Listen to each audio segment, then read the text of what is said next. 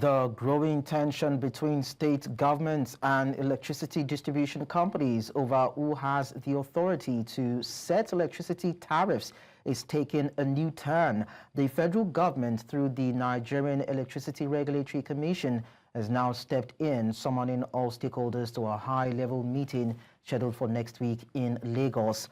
At the heart of the dispute is the amended Electricity Act of 2023.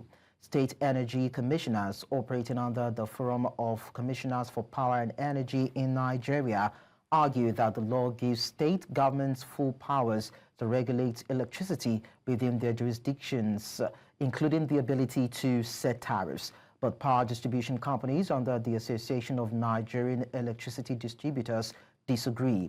While they acknowledge that states can regulate their local power markets, they insist that pricing for cross-border electricity that moves between states remains outside state control. The standoff has led to a regulatory deadlock, with neither side willing to shift ground. In an effort to calm tensions and find common ground, NERC has called for a stakeholder dialogue in Lagos. Meanwhile, electricity distributors are warning that the sector could be thrown into chaos if states insist on enforcing separate pricing regimes. Now you're joined by an electricity market analyst, Lanre Elatuyi, who would be sharing his thoughts with us on the news. Lanre, it's nice to have you join us. Good evening. Good evening, Nigerians at home. So who has the power to fix electricity tariffs?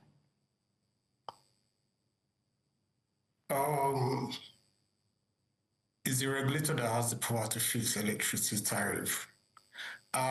In the context of Nigerian electricity supply industry, NERC has been the regulatory body that fixes electricity tariff.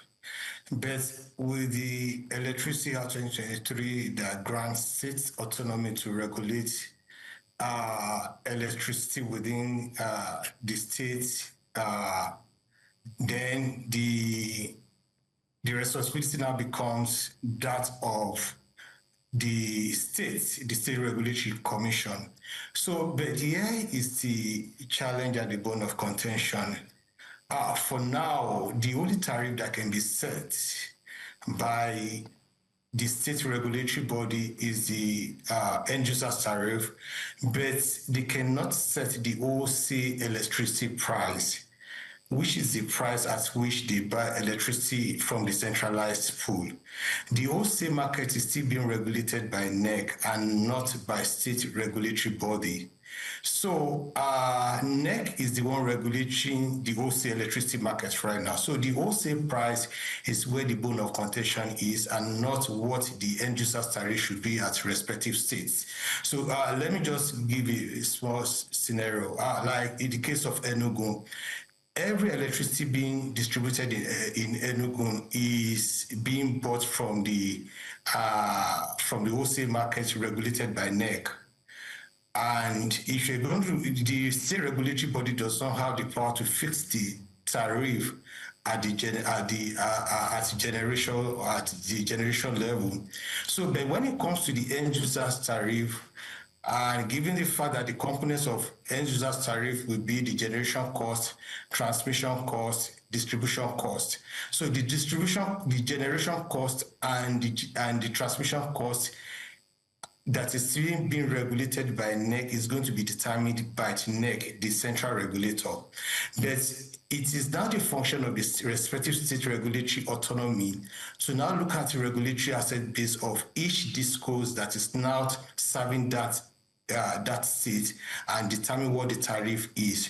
I think the bone of contention between the states now is at what price do we buy electricity? Is it the wholesale weighted average price of 112 naira or the subsidized price of 45 naira? That's where the contention lies. So it's not about who has the power to regulate, who doesn't have the power to regulate. State has the power to regulate electricity within their state, but they can only regulate what they control. So that's the situation for now. Okay, so I understand, but then it's still a little bit confusing. Why? The Electricity Act 2023 empowers subnationals, that is the states, to superintend over and regulate power markets.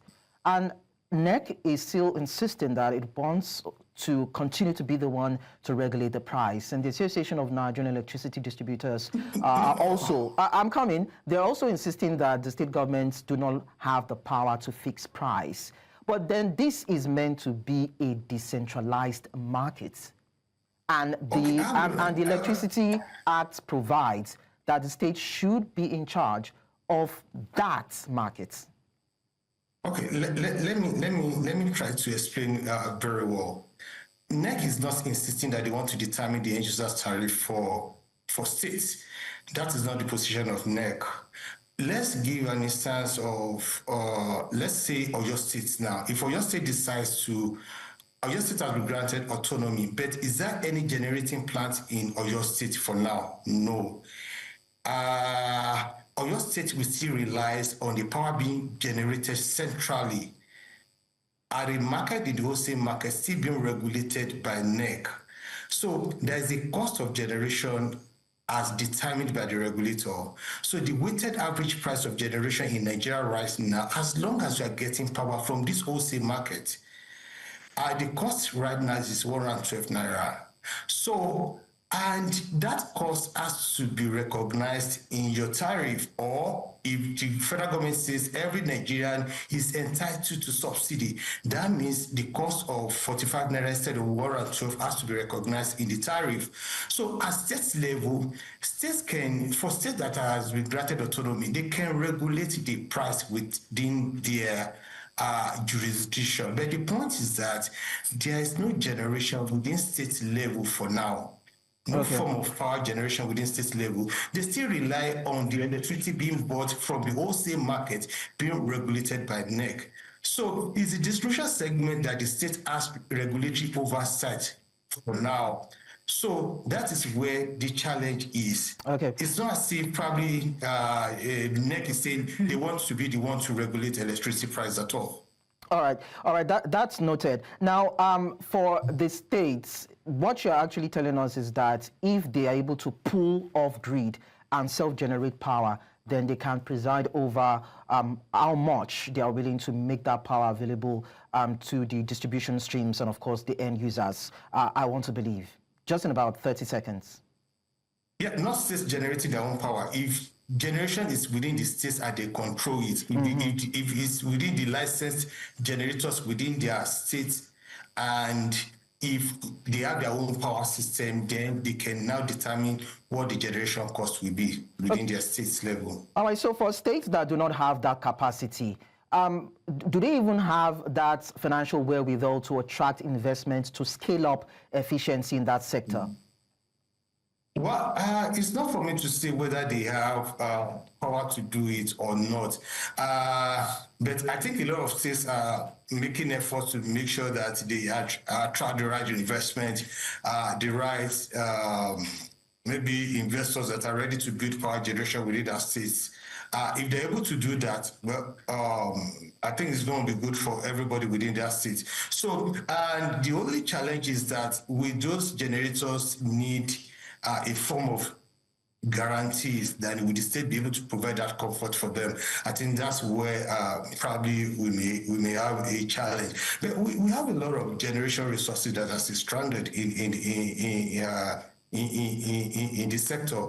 There are a lot of portfolios under a generation asset under NDPC that are not being fully utilized. So I think there's a way around it. There's actually a way around it. Everything depends on how the design of the wholesale electricity market, because if you look at the National Integrated Electricity Plan, it's even stated there that the wholesale market is still going to be regulated by NERC.